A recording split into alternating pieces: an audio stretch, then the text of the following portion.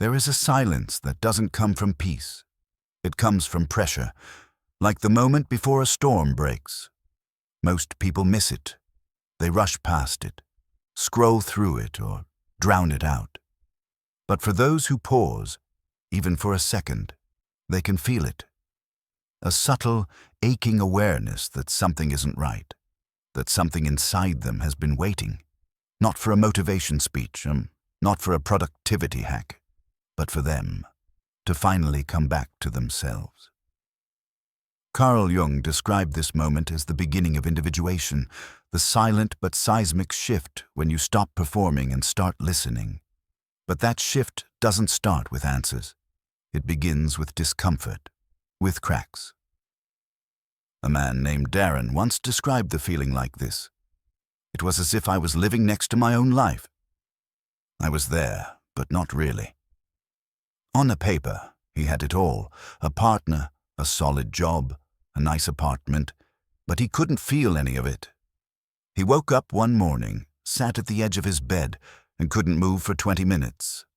Not because he was tired, but because something inside him had stopped cooperating. He later described it as a rebellion of the soul, the part of him he had exiled. The curious, creative, chaotic part was no longer willing to play dead.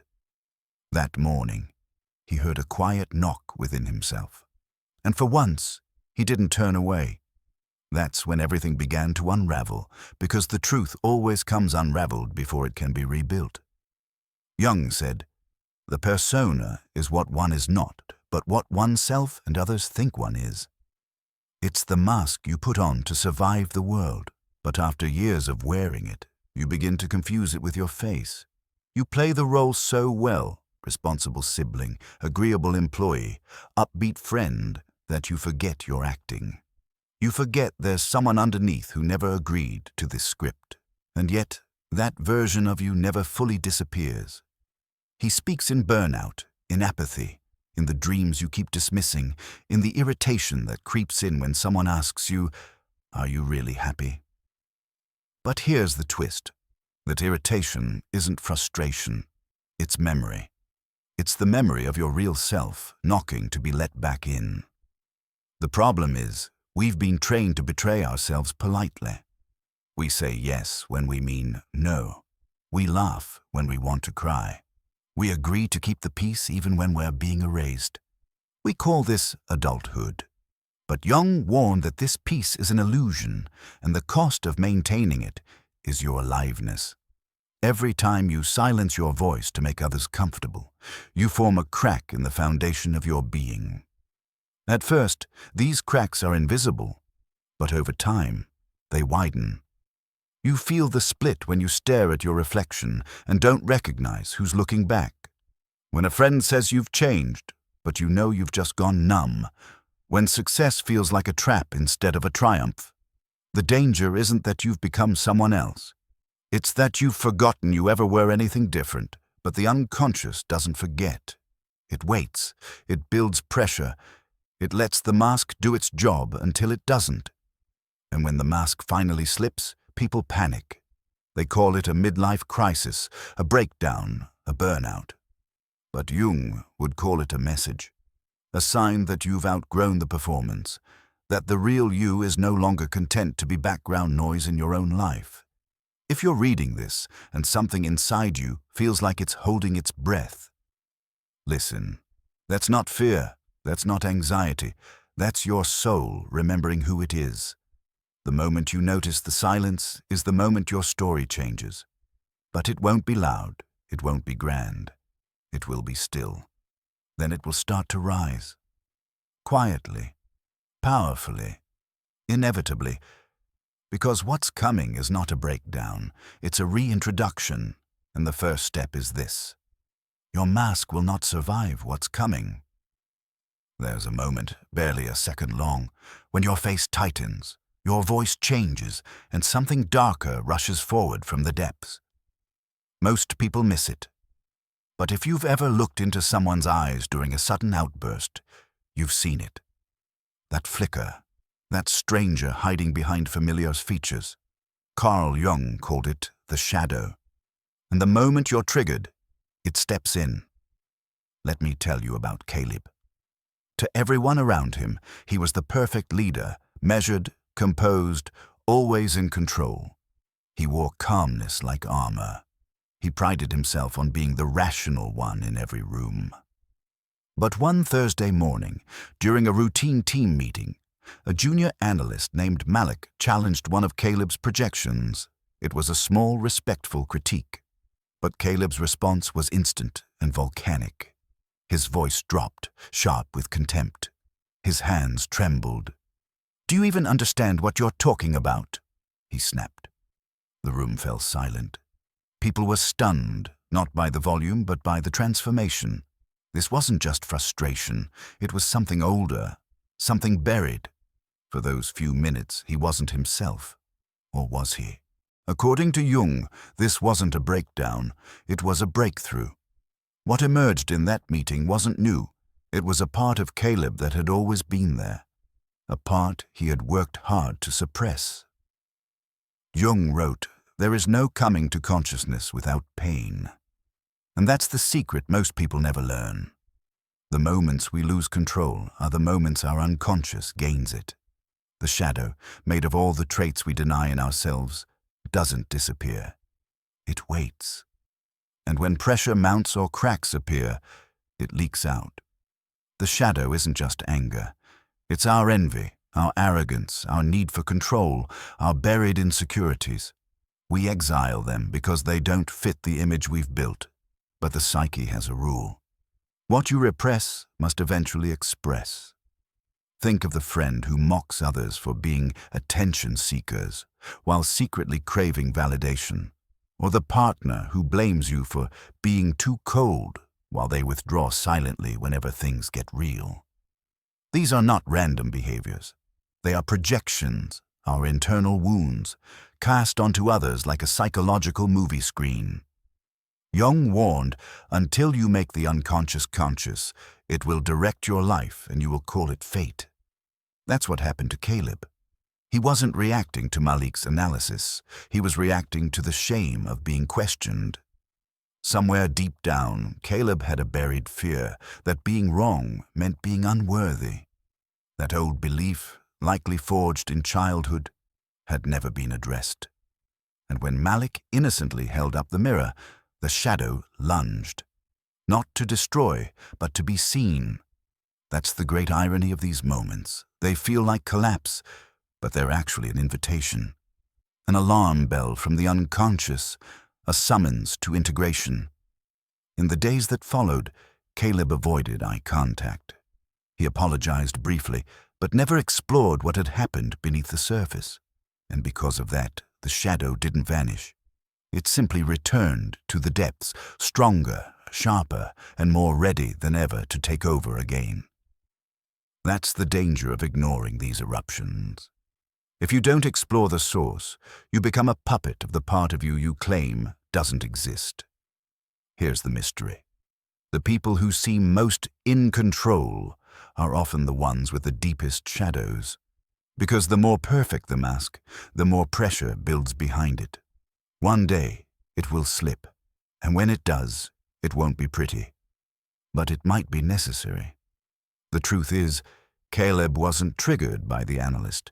He was triggered by the version of himself he wasn't ready to face. Every outburst is a message from the part of you you've been ignoring. You don't wake up from the same dream over and over again by accident. You wake up because something inside you is still unresolved, still knocking, still waiting.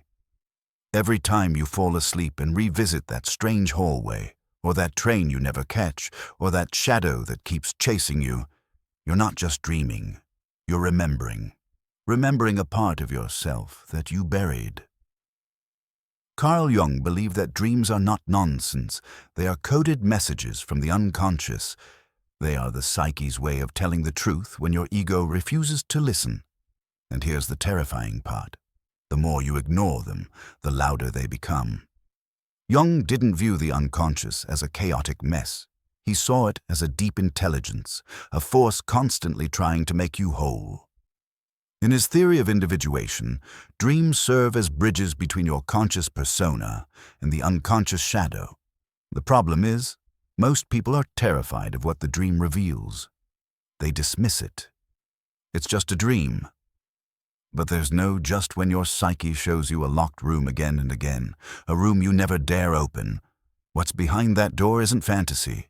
It's you, the version of you you're too afraid to meet. Let me tell you about a man named Rami. By day, Rami was an executive at a major tech firm, high-functioning, respected, always in control. But at night he kept having the same dream. He was underwater, sinking slowly, watching the surface drift further and further away. Sometimes he saw his childhood bedroom above the waves. Sometimes he heard someone calling his name, but he never made it back. The dream haunted him. He told his therapist it didn't make sense. "I'm fine," he said. But the therapist asked him, "What do you feel in the dream?" Rami hesitated. Helpless, but also like I'm trying to return to something.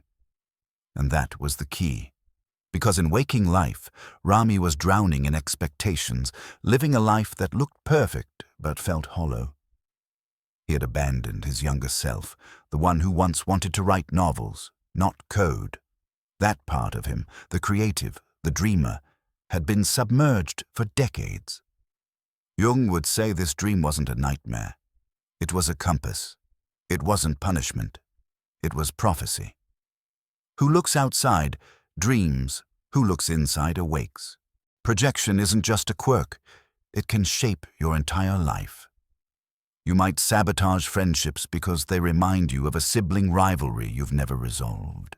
You might resent your partner for being needy when deep down you long to be cared for but don't know how to ask. You might accuse others of being judgmental while quietly judging yourself every morning in the mirror. It's dramatic irony of the soul. We become blind to what's most obvious inside us and hostile toward those who carry what we've disowned. Think about it. Who triggers you the most? Who irritates you without fail? What if they're not your enemy, but your mirror? What if your hatred is actually a signpost pointing directly to a wound, a fear, or a desire you've been ignoring? That's why individuation, Jung's term for becoming whole, isn't about being good, it's about being honest.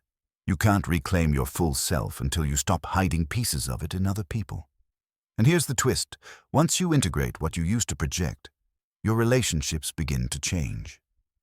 Eric, once he owned his own fear of visibility, began to speak up more, to share his ideas, and oddly enough, he began to respect his boss, not because the man changed, but because Eric no longer needed him as a scapegoat.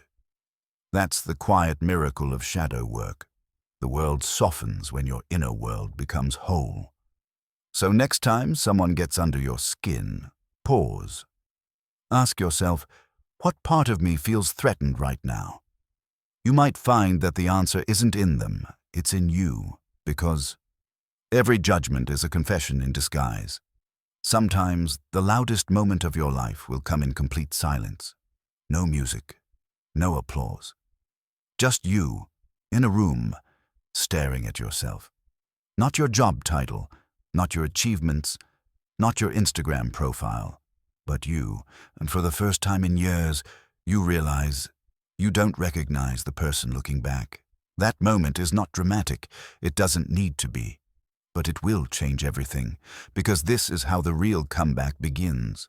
Not with noise, but with noticing.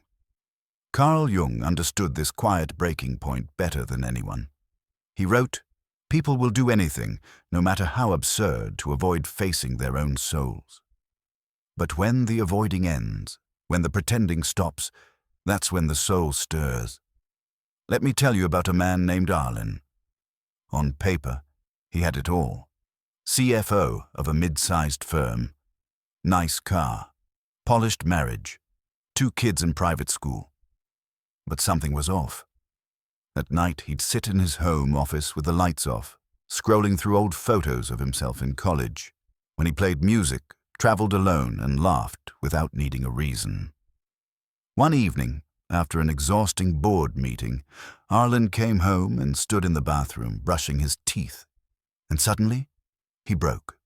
Not loudly, just a quiet whisper. I don't want this. Not the job. Not the performance. Not the mask. He had been playing a part for so long that the real him had gone quiet. But in that whisper, he came back. Jung called this return to the self individuation, the painful but necessary process of integrating the person you've become with the person you once were. It's not glamorous. There's no soundtrack, no viral quote. It's slow, awkward, sometimes lonely. And yet, it's the most holy kind of work. You begin noticing how often you say yes when you mean no. You see how your smile is sometimes armor, not joy.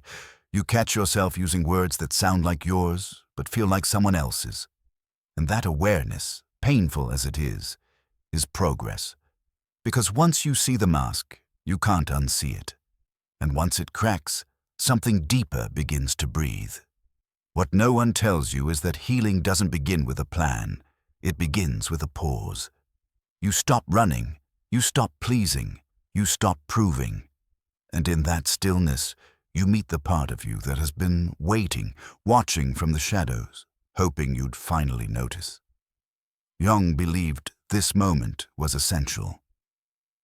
The privilege of a lifetime, he said, is to become who you truly are. Not who the world rewarded, not who your parents wanted, not who your trauma trained you to be, but the raw, unfiltered, sacred version of you that was buried beneath the performance. The irony, the world celebrates transformations that are loud, career jumps, dramatic exits, viral reinventions. But the most radical transformation often happens in obscurity, alone, in your room, when you decide to stop playing the role and start reclaiming the soul. That's when the comeback begins, not in front of others, but in front of yourself. Comment if you've ever felt like you were shedding your old self. Have you seen your own mask slip under pressure?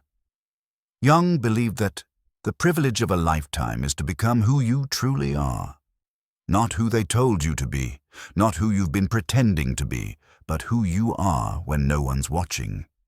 You don't grow by adding more, but by remembering what was buried. There's a moment most people don't talk about. The moment when the life you've built, your job, your habits, your personality, starts to feel like a lie. You wake up, go through the motions, smile when expected, and say all the right things, but something is missing, something vital, and that something is you, the real you, the one buried beneath the mask you've worn so long, even you forgot it wasn't your face. Carl Jung warned us of this danger. The persona is a mask for the collective psyche, a mask that pretends individuality. But it's not who you are. It's who you learn to be. Let's go back to how that mask was made. As a child, you learned quickly what got you praise and what got you punished. Maybe you were told to be strong, so you hid your tears. Maybe you were rewarded for staying quiet, so you buried your questions. Maybe you found safety in being funny, responsible, or agreeable. So you adapted. You shaped a version of yourself that kept you safe. This was the persona, your survival strategy. And back then, it worked. It protected you from rejection, from chaos, from emotional danger. But you're not that child anymore, and what once protected you is now the very thing holding you back. Take Marcus, for example, a highly successful entrepreneur in his mid-40s. On paper, he had everything: wealth, status, admiration. He gave TED Talks, mentored young leaders, and was always on.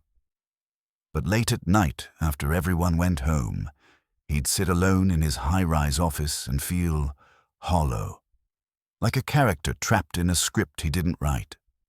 In therapy, Marcus admitted something that shook him. I don't think I've made a single decision that wasn't about maintaining this image. His laughter, his confidence, even his empathy, they were all rehearsed. What people saw wasn't Marcus. It was a persona fine-tuned to win approval, and he was exhausted. This is the trap Jung spoke of. The persona is necessary, yes, but only in small doses. It's meant to serve you, not suffocate you. When the mask becomes your identity, you lose touch with your soul, with your shadow, with yourself. And here's the most tragic part. The longer you wear the mask, the more applause you get for wearing it, and the harder it becomes to take off. The world begins to love the version of you that isn't even real. And somewhere deep inside, a quiet despair begins to grow. What if no one could love me without the performance? Here's where dramatic irony steps in.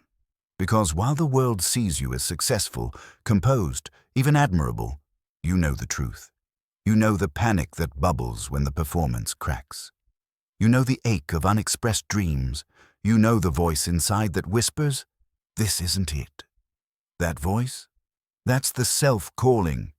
It's the part of you that existed before you learned to shrink, to please, to perfect, and it wants out.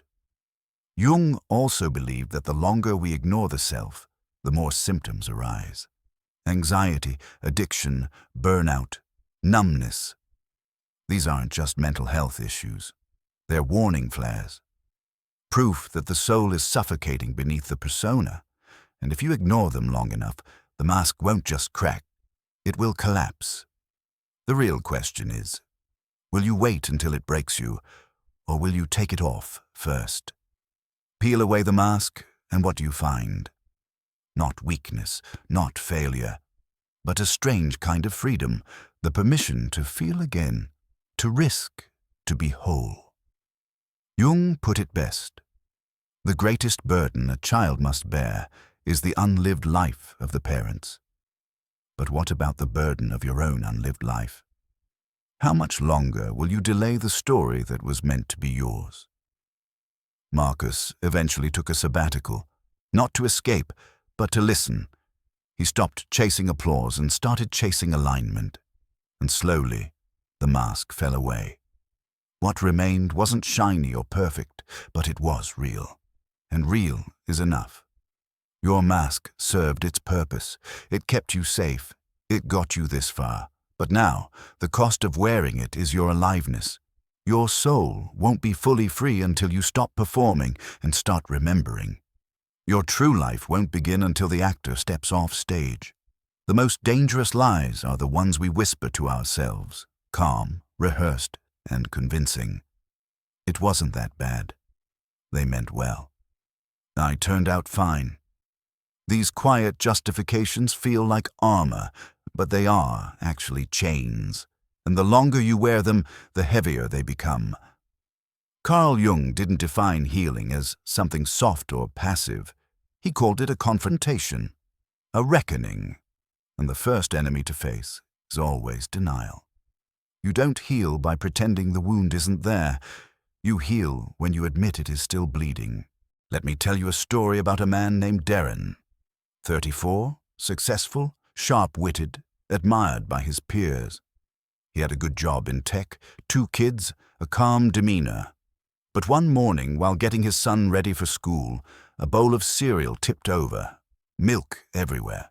Nothing serious. But Darren snapped, his voice cut like glass. His son froze in place, eyes wide, too scared to speak. And in that moment, Darren didn't see his son. He saw his past.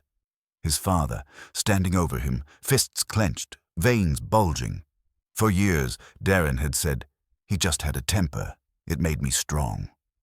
But now, his own hands were trembling. His voice was too loud, and it wasn't strength he saw. It was inheritance. This is the moment Jung warned us about. The cycle that repeats not because you're evil, but because you never stopped to see it. Suffering, Jung wrote, is not just pain, it's the refusal to see. Darren had spent his life performing strength, justifying trauma, downplaying the noise in his chest. But trauma that's justified doesn't vanish. It mutates. It shows up in your parenting, your relationships, your tone. It doesn't care if you made peace with it intellectually. If you haven't felt it, you're still carrying it. That's why Jung emphasized the shadow, the part of ourselves we exile because we're too ashamed to face it. But it doesn't die in exile. It festers. Justifications are survival tools. You needed them once, when you were powerless, when it was too overwhelming to process. But if you keep using them now, as an adult, you'll start repeating the very harm you survived.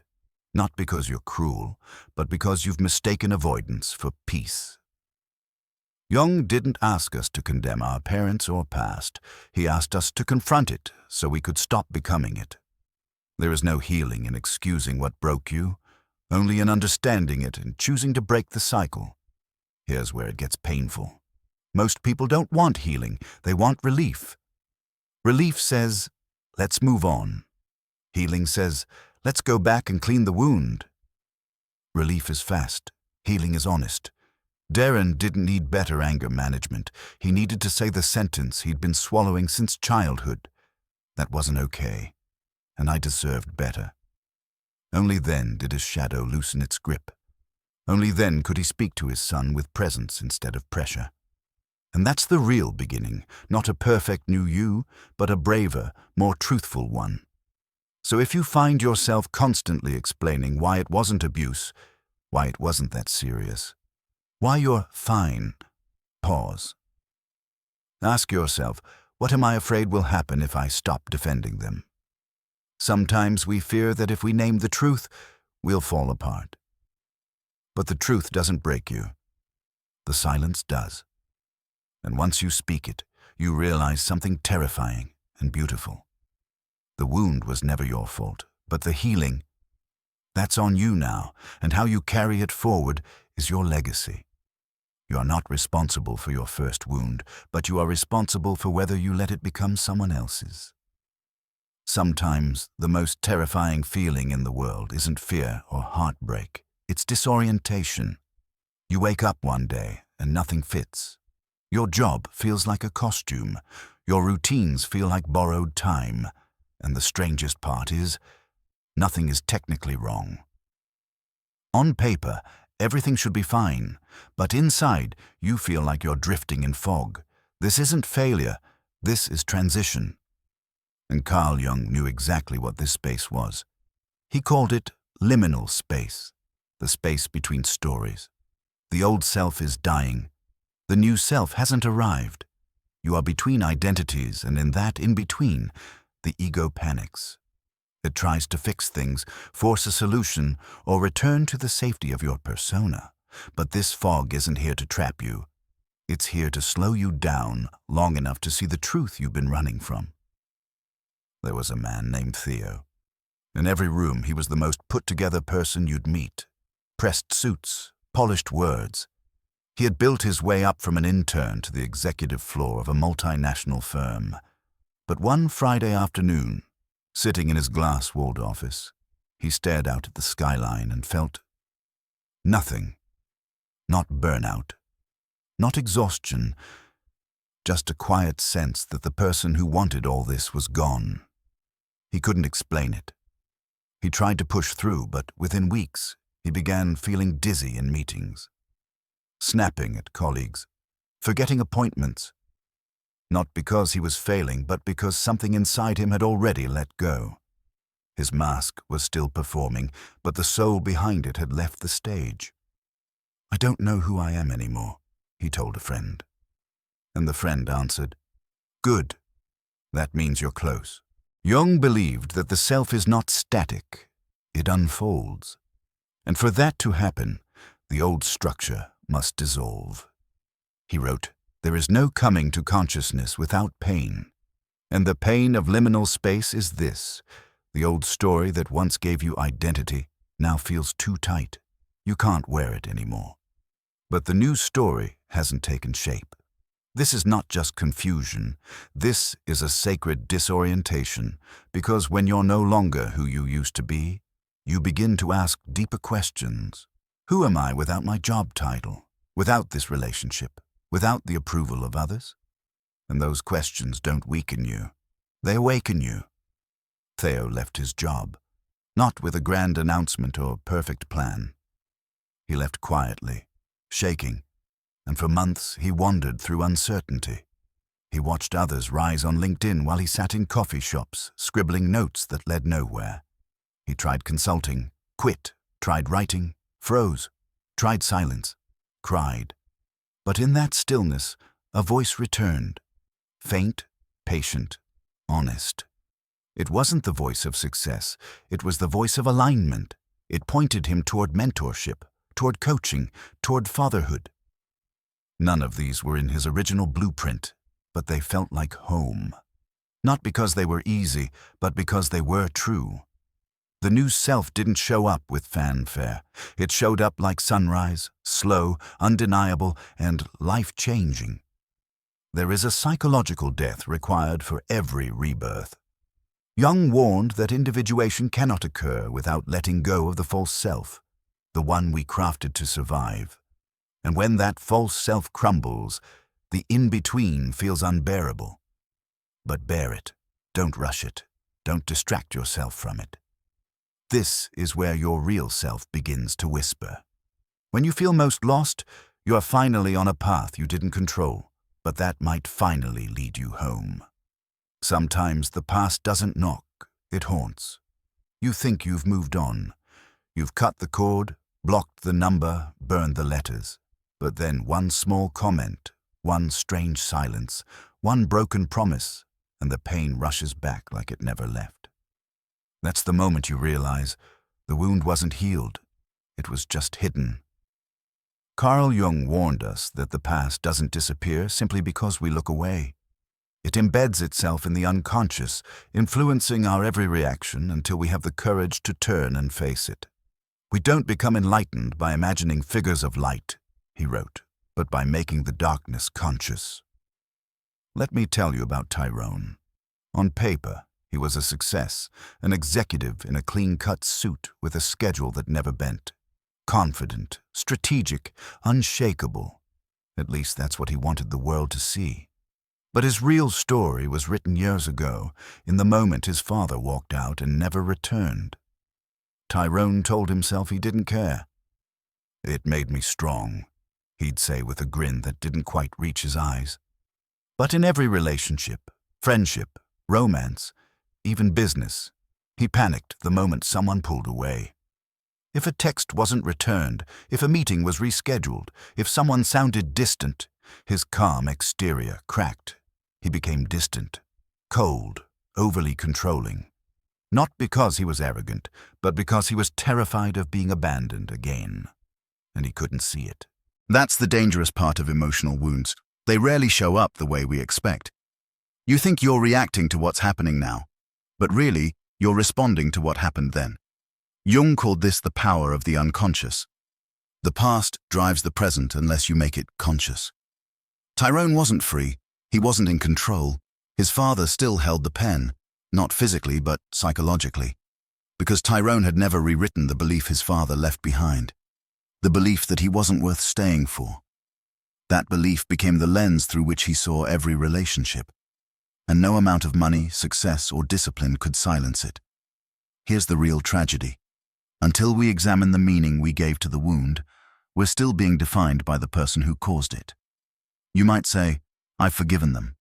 But if you're still overreacting to rejection, still choosing people who harm you, still afraid of being seen, then the wound is active. Forgiveness doesn't mean the pain is gone. It means you've started looking for the story you unconsciously wrote in response to it. Jung believed that individuation, the path to becoming whole, requires confronting those stories. Not to judge yourself, not to blame the past, but to reclaim the part of you that got frozen in that moment. For Tyrone, healing didn't start when he cut his father out of his life. It began when he looked at the boy inside him who was still waiting to be chosen, still bracing for goodbye. And instead of silencing him, Tyrone finally listened. He didn't need more toughness. He needed truth. He needed to rewrite the belief. I was never unlovable. He just didn't know how to stay. There's a reason Jung said the darkness must be made conscious. Because otherwise, you keep living by rules you didn't create. You keep reacting to ghosts as if they're still real, and you keep wondering why, despite everything you've built, you still feel powerless when someone touches that old nerve. So here's the hard question. Who hurt you? And what did that hurt make you believe? Because healing doesn't begin with letting them go. It begins with seeing what they left behind. Your comeback isn't about revenge, it's about freedom from the script someone else wrote for your life. Sometimes the quietest voice is the one that changes everything. Not the voice of fear or doubt or ambition, but the one buried beneath all of them. The one that whispers when the world goes silent. Most people ignore it. They distract themselves. They scroll, they argue, they run. But that whisper never leaves. Jung called it the self, not the mask you wear, not the story you tell others, but the integrated soul you were meant to become. And no matter how lost or numb you feel, that self is still calling. It speaks through your restlessness. It speaks through your breakdowns. It speaks through the questions you've been too afraid to ask. And if you listen closely, it speaks through dreams. There was a man named Elias. On the surface, he had everything. A solid job, a good reputation, and a calm demeanor. People trusted him, admired him. But late at night, when the house was dark and the meetings were done, he would stare at the ceiling and feel something hollow gnawing at him. It wasn't depression. It was disconnection. His life looked full, but it didn't feel alive. That's when the dreams began. In the first dream, Elias stood in a burning city, buildings collapsing, smoke choking the sky, people running in panic. He walked slowly through the chaos, untouched by the flames, confused by his own calm. And then he saw it. A child sitting in the middle of the street, drawing on the sidewalk with chalk as if the world wasn't ending. The dream repeated, again and again, every week, and always the same child, always the same fire. At first Elias dismissed it. Just stress, he told himself. But deep down, something in the dream disturbed him, not because of the fire, but because of the child's peace.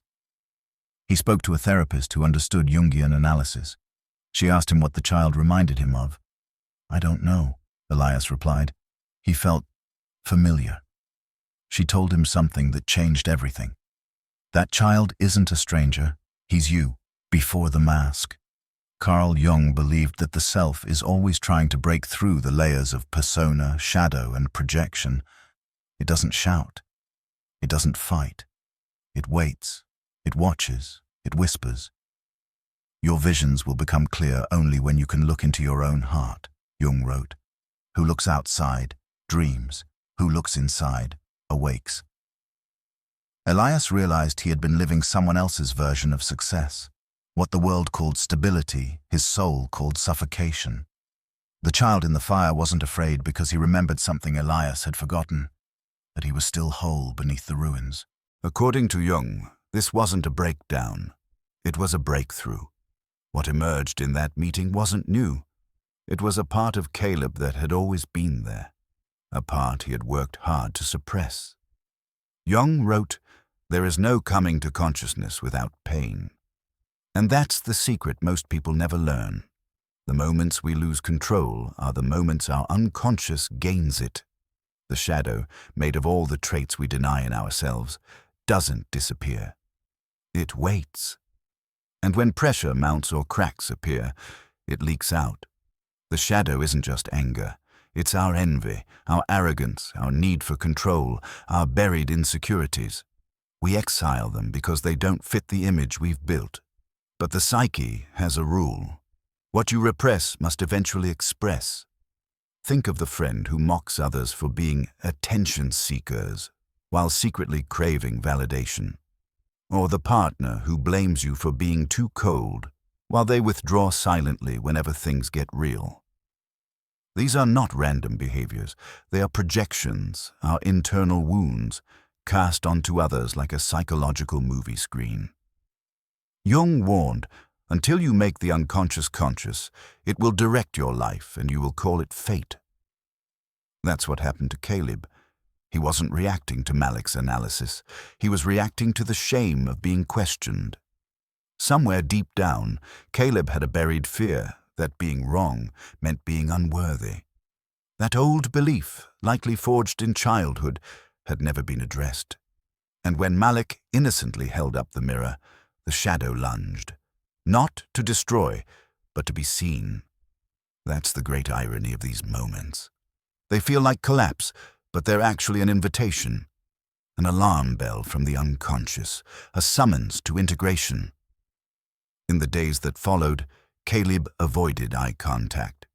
He apologized briefly, but never explored what had happened beneath the surface. And because of that, the shadow didn't vanish. It simply returned to the depths, stronger, sharper, and more ready than ever to take over again. That's the danger of ignoring these eruptions. If you don't explore the source, you become a puppet of the part of you you claim doesn't exist. Here's the mystery. The people who seem most in control are often the ones with the deepest shadows. Because the more perfect the mask, the more pressure builds behind it.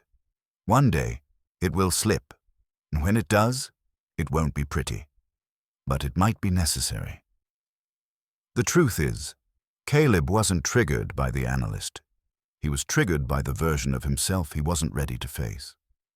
Every outburst is a message from the part of you you've been ignoring. You don't wake up from the same dream over and over again by accident. You wake up because something inside you is still unresolved, is still knocking, still waiting. Every time you fall asleep and revisit that strange hallway, or that train you never catch, or that shadow that keeps chasing you, you're not just dreaming. You're remembering a part of yourself that you buried. Carl Jung believed that dreams are not nonsense. They are coded messages from the unconscious. They are the psyche's way of telling the truth when your ego refuses to listen. And here's the terrifying part. The more you ignore them, the louder they become. Jung didn't view the unconscious as a chaotic mess. He saw it as a deep intelligence, a force constantly trying to make you whole. In his theory of individuation, dreams serve as bridges between your conscious persona and the unconscious shadow. The problem is, most people are terrified of what the dream reveals. They dismiss it.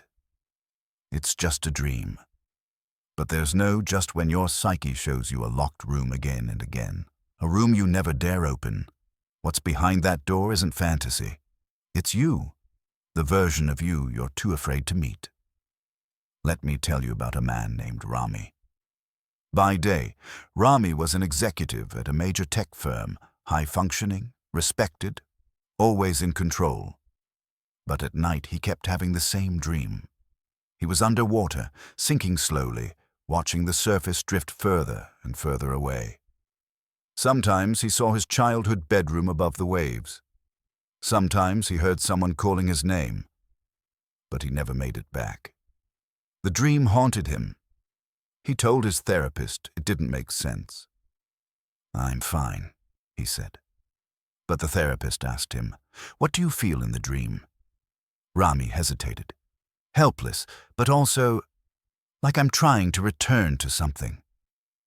And that was the key, because in waking life, Rami was drowning in expectations, living a life that looked perfect but felt hollow. He had abandoned his younger self, the one who once wanted to write novels, not code. That part of him, the creative, the dreamer, had been submerged for decades. Jung would say this dream wasn't a nightmare.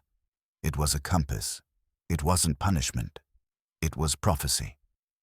Who looks outside dreams. Who looks inside awakes. And so Elias made a quiet shift. He didn't quit his job overnight or burn his life down, but he started painting again, something he hadn't done in 20 years. He set boundaries. He said no to roles that drained him, yes to places that sparked him. And as the months passed, the dreams faded. Not because the self stopped speaking, but because Elias had finally started listening. This is how the self works. Not through dramatic announcements, but through subtle signals. A longing you can't name, a hobby you feel pulled toward, a decision that feels terrifying, but right. The self doesn't need you to become someone new. It needs you to remember who you were before the world told you who to be. Jung taught that individuation, the process of becoming your true self, is not about perfection, it's about integration. Your shadows, your wounds, your dreams, Your desires, they all have a place, and when you stop running from them, they stop chasing you. You begin to hear that whisper more clearly. You begin to move differently. You begin to feel a strange kind of peace. Because even in your most broken moments, the self was never gone. It was just waiting for you to notice. You don't have to create the real you. You only have to uncover him. Sometimes, the world doesn't tap you on the shoulder. It slams the door in your face. The same conversation that leaves you unheard, the same relationship that leaves you unseen, the same job that leaves you undervalued, it all keeps circling back. But what if it's not just misfortune? What if it's a mirror? Carl Jung believed that what you experience outside often reflects what's been buried inside. Everything that irritates us about others, he wrote, can lead us to an understanding of ourselves. That means the world isn't just happening to you, it's revealing you, especially the parts of you still chained to old survival patterns. Let me tell you about Joel. Joel was quiet, polite, always agreeable. At work, he never caused conflict, always said, "I'm happy to help," and made sure not to speak over others. But week after week he noticed something. His ideas were being ignored. In meetings, people cut him off.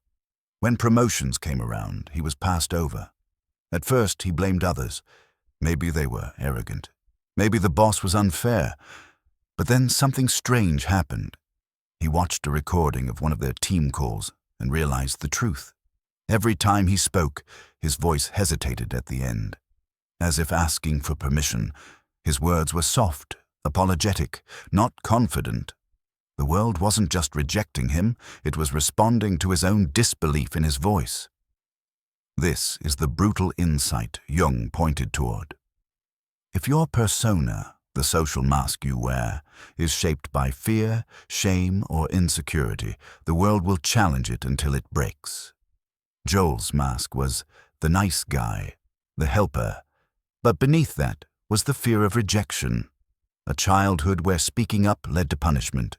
So he survived by shrinking. And now, as an adult, that very strategy had become a prison. The world didn't hate him. It just couldn't see him clearly, because he couldn't see himself as worthy yet. And until he broke that internal pattern, he'd keep reliving the same lesson in different clothes. This is what Jung called individuation, the process of becoming whole by confronting the unconscious. Joel didn't need a louder voice. He needed an inner shift. He began doing small but radical things, finishing his sentences with strength, saying no without guilt, making a statement and not immediately softening it. Slowly, the world changed, but not because it became kinder, because Joel became clearer. The shadow he once denied, that desire to be bold, assertive, visible, was not evil. It was waiting for him to stop hiding behind nice and start standing in truth. The irony is this. The parts of life that frustrate us the most are often the parts trying to wake us up. You keep attracting the same kind of partner because your shadow needs to speak. You keep getting overlooked because your mask is too tight. Jung believed that fate is not always fate. It's often the consequence of unconscious choice. Until you make the unconscious conscious, he wrote, it will direct your life and you will call it fate. That means every push from the world is an invitation to go inward, not outward.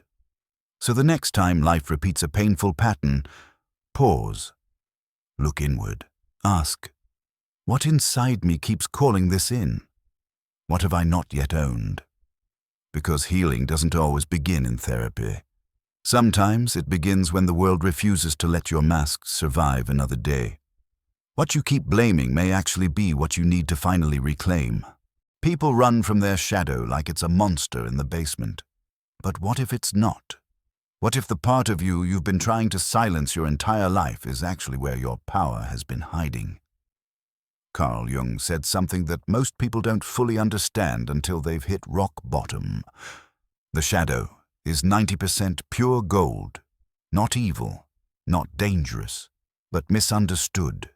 It's the part of you that got buried under shame, rejection, or fear. And yet it holds the exact traits you need for your comeback. That anger you're scared of. It could be your boundary. That jealousy. It might be the hunger you abandoned. That darkness. It's unclaimed energy. Raw potential, but society teaches us to hide these parts, to stay likable, calm, in control. So we exile the pieces of ourselves that don't fit the persona. And in doing so, we bury the very strength we need to rise. Let me tell you about someone I met in a workshop, David. He worked in finance. Clean desk, quiet voice, always polite. People liked him because he never rocked the boat.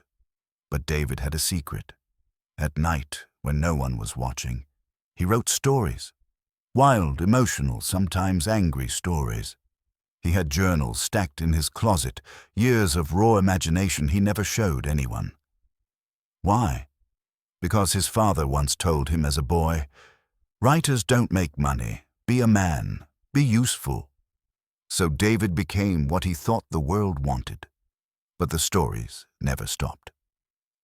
One day, a friend discovered his journal pages and posted one anonymously online. It went viral. Thousands resonated with the rawness. For the first time, David saw what he'd been hiding wasn't weakness, it was brilliance. It wasn't the accountant who saved him. It was the writer he locked away. He didn't need to erase his shadow. He needed to integrate it, to give it a name, a voice, a place at the table. This is what Jung meant by individuation, the process of becoming whole by reintegrating the disowned parts of yourself. You can't be complete while rejecting the very energies that make you human. Your arrogance might be distorted leadership. Your chaos might be buried creativity. Your fear might be the guardian of your most sacred desires. But first, you have to stop being scared of the basement. Go down there. Sit with the parts of you that don't wear a mask. The shadow isn't there to destroy you. It's there to challenge you, to test whether you're ready to hold the weight of your full self, not just the version you show to the world.